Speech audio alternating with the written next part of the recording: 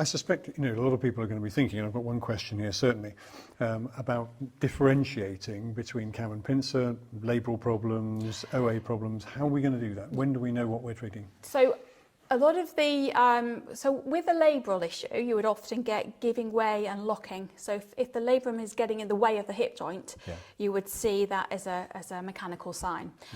I think the main thing to think about with the labral pathology is, why have you got it?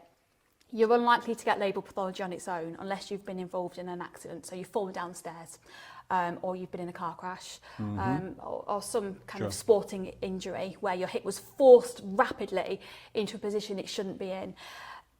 Otherwise, there's a reason why you've got a labral tear. So it's usually related to underlying hip pathology. So whether that's FAIS or whether it's dysplasia, but there's a reason why you would develop that.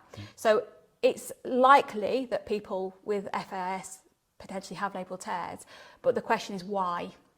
That's the main thing to think about. So I would think more along, okay, what's the issue inside this hip? Then does that then mean that somebody who's got FAIS is scanned, they see a labral tear, they get treated for a labral tear, but actually we've still not addressed the underlying problem?